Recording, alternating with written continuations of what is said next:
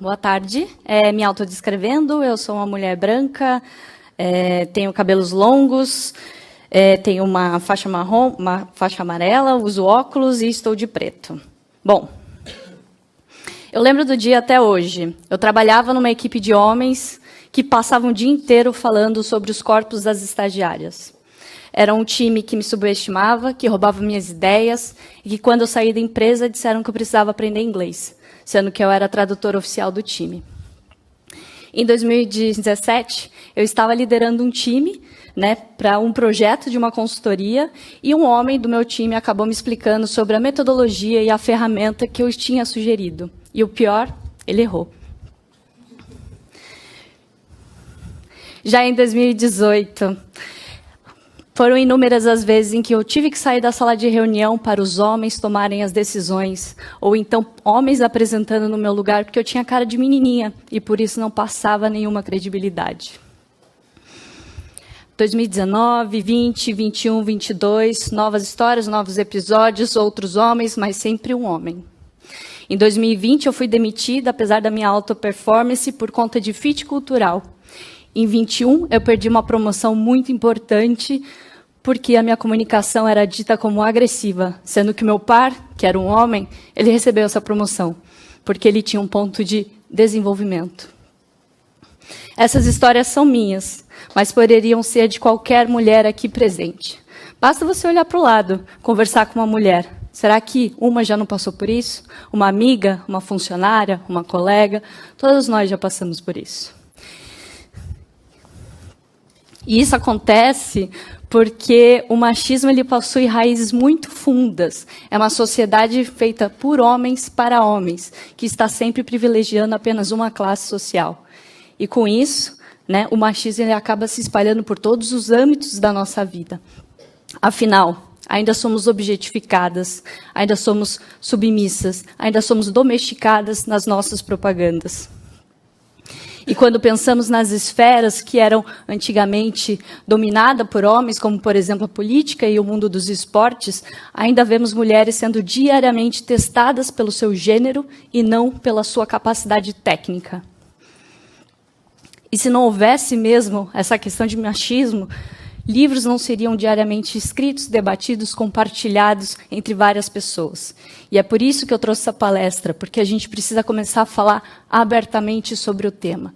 E, obviamente, eu acho que o meu ponto de partida vem muito da minha Fernanda de muitos anos atrás, que não teve um apoio quando precisou, quando passou por esses episódios. Então, primeiramente, eu dedico essa palestra à Fernanda do passado, mas também a todas as pessoas que estão passando pelo mesmo problema. E o que isso tem a ver com UX Design, não é mesmo? Tudo. Você lembra que eu falei que o machismo está presente em todas as esferas da nossa vida? Com o design não seria diferente. E muito por conta disso, dos vieses inconscientes. Bom, na tentativa de tentar catalogar a massividade de informação que o nosso cérebro recebe a cada segundo, o nosso subconsciente ele acaba padronizando as informações de acordo com aquilo que a gente conhece, aquilo que a gente está acostumado e aquilo que nos cerca. E isso acaba moldando o nosso comportamento. Em seu livro, Good Girls Don't Get the Corner Office, a autora ela traz um conceito muito importante, fazendo esse paralelo dos direitos e privilégios da nossa vida a um campo de futebol americano. Segundo a autora, os homens eles já nascem com um campo liberado, sem regras, sem cortes, sem extensões, onde eles já têm naturalmente esses privilégios e esses direitos da vida.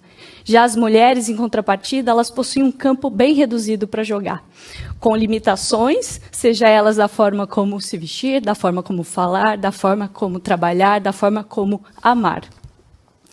Ou seja, os homens eles não conseguem ver os vieses como as mulheres, porque suas limitações são diferentes. O seu campo de visão é outro. Então não tem como comparar, porque o homem não consegue enxergar. Ele não passa por essas crenças limitantes, porque o campo dele, novamente, está amplo. Mas como que o viés ele se reflete no nosso dia a dia? Através das microagressões, ou seja, o machismo. Segundo um estudo da McKinsey, Mulheres no Ambiente de Trabalho 2023, que teve como participação mais de 276 empresas e mais de 27 mil colaboradores, eles fizeram um estudo e trouxeram um conceito muito interessante, que é o das microagressões. Segundo o relatório, microagressão é uma forma de discriminação cotidiana que muitas vezes está enraizada no viés. E, para surpresa de 0 pessoas aqui, as mulheres são as que mais sofrem com as microagressões no ambiente de trabalho. Tentando fazer um paralelo com o estudo da McKinsey, eu acabei realizando uma pesquisa qualitativa com o meu círculo mais perto, e não tão perto assim, umas camadas, para entender, de fato, se as mulheres no campo de UX Design estavam sofrendo também. E todas as entrevistadas disseram ter sofrido algum tipo de microagressão no ambiente de trabalho. É importante ressaltar que eu acabei realizando formulário e entrevistas em profundidade. Então, eu trouxe também algumas quotes para suportar todos os dados que eu estou mostrando aqui presente. E qual que é o resultado disso, né, de todas essas microagressões? Segundo a McKinsey, novamente, mulheres que sofrem microagressões se sentem menos seguras psicologicamente. Ou seja, isso torna mais difícil correr risco, propor novas ideias ou levantar preocupações. E, obviamente, aumenta a questão do burnout, aumenta a questão de não indicar a empresa ou de sair dessa empresa. Fazendo esse paralelo com as entrevistas em profundidade, o que acabei descobrindo é que muitas delas têm receio de uma retaliação, e por isso elas acabam guardando para si essas microagressões.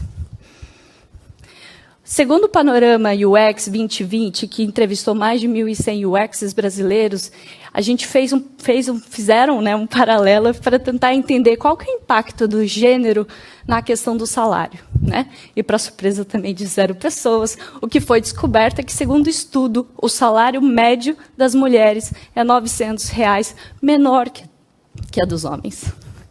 Já pensando na questão de evolução de carreira, as mulheres, elas acabam... Deixa eu vir para cá, né? As mulheres, elas acabam tendo 48% de representatividade nos cargos de entrada e apenas 28% nos cargos de liderança. Já fazendo esse paralelo com o Panorama UX, as mulheres, elas têm 86% de entrada, dos cargos de entrada, e apenas 14% na questão dos cargos mais altos. E aí, se a gente pensa nas palestras que a gente já ouviu ontem e hoje, quando a gente pensa na questão dos layoffs, quem que vocês acham que são os mais impactados? As entradas. Quem constitui a entrada? As mulheres. Ou seja, eu me preparo muito mais que os homens, tenho certeza. Seja para apresentação, criação de conteúdo, eu sinto que tenho que estar preparada para tudo, sempre. Quando pensamos nos cargos de liderança, nós geralmente associamos as mulheres aos adjetivos de empatia, bondade, altruísmo, cuidado, que são características que são associadas ao gênero feminino. Quando uma mulher na liderança começa a apresentar características de decisão, assertividade, determinação, ambição, elas começam a ser mal vistas, porque essas características elas são vistas como do gênero masculino. Ou seja, né, a mulher ela acaba sendo vista pelo seu desempenho do trabalho através do seu gênero e não pela sua capacidade.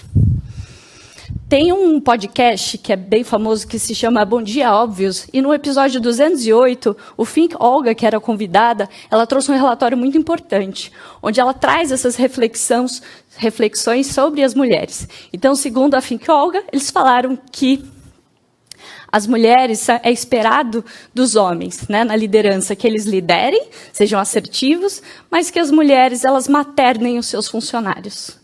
Porque as mulheres elas têm que ter aquela questão de compaixão, empatia, ou seja, né, elas têm que ser gratas por estarem naquele lugar de liderança. E com isso, né, a gente acaba de novo reforçando esses estereótipos de gênero. Ou seja, né, quando a gente acaba pensando no todo, né, toda a nossa esfera, os homens eles já estão muito mais à frente que as mulheres. Porque, de novo, eles não têm limitações. O seu campo é limpo. Já as mulheres, elas têm várias limitações. E essas limitações, elas surgem desde o dia que elas nascem até os dias que elas morrem. Então, lógico que a gente vai ter uma balança muito desproporcional. Lógico que as mulheres vão estar sempre atrás, tentando chegar um pouquinho, mais ou menos atrás dos homens, porque hoje o caminho é longo. E como que o machismo ele impacta na construção de produtos e serviços digitais? De novo, tudo, não é mesmo? Bom, os bonecos de teste de colisão eles foram introduzidos pela primeira vez na década de 1960 e eram bonecos masculinos.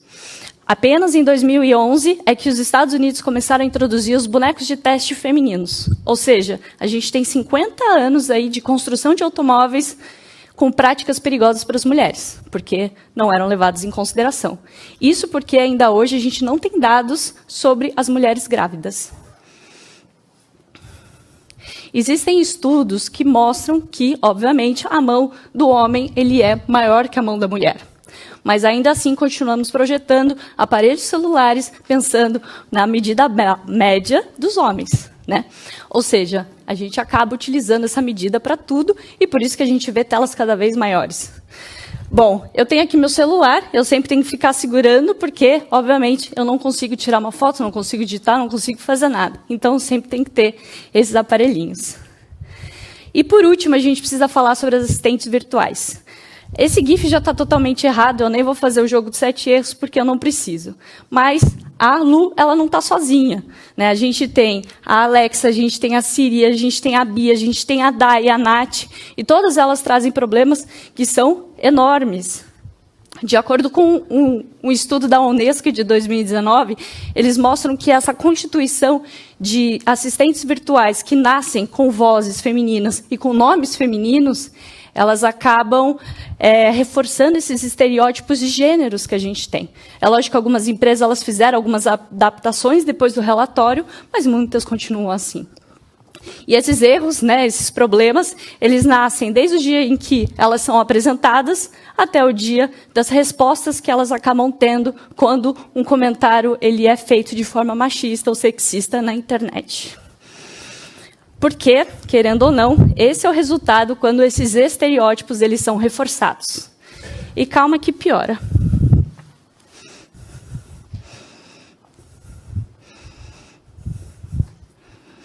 Mas calma, gente. O Lucas aqui teve uma excelente ideia. Deixa de ser uma atendente virtual de boa aparência e passa a ser uma não tão bonita. Aí você para de receber cantada. Disse ele para Bia. Disse ele para Alexa, que não tem rosto. Bom, um relatório da ONU de 2019, chamado Eu Ficaria Corada Se Pudesse, ele disse que as assistentes virtuais femininas, elas reforçam estereótipos sexistas. O Bradesco, em 2020, recebeu mais de 95 mil mensagens ofensivas através da Bia. O Google, em 2022, lançou uma iniciativa Não Fale Assim Comigo, na luta contra o assédio e violência do gênero, porque eles estavam vendo que 1 a cada 6 insultos são direcionados às mulheres, seja por misoginia ou assédio. Ou seja, produtos criados por homens para homens. As coisas que a gente faz são muito elitistas. Acaba não chegando para todo mundo, nem todo mundo da mesma forma. Tem muito perfil de homens. Não ter esse olhar diverso feminino, mas não só feminino, faz com que você fique míope e não resolva com tanta qualidade os problemas. Até quando a gente vai ficar fazendo uma cacofonia das mesmas coisas? Até quando tudo vai ter a mesma cara? Porque a cara do mundo real não é branca e masculina. Ou seja, no mundo cada vez mais plural e diverso, a gente precisa urgentemente começar a olhar toda a diversidade que está à nossa volta, seja na construção de produtos e serviços. A gente precisa parar de fazer produtos de poucos para poucos, senão a gente nunca vai atingir os nossos usuários reais. Diversas palestras já mostraram isso. A gente precisa abranger o nosso olhar, a gente precisa sair da nossa bolha e a gente precisa trazer mais pessoas para junto para trabalhar com a gente. E agora? Vocês acham que tem solução? O que vocês acham? Obrigada.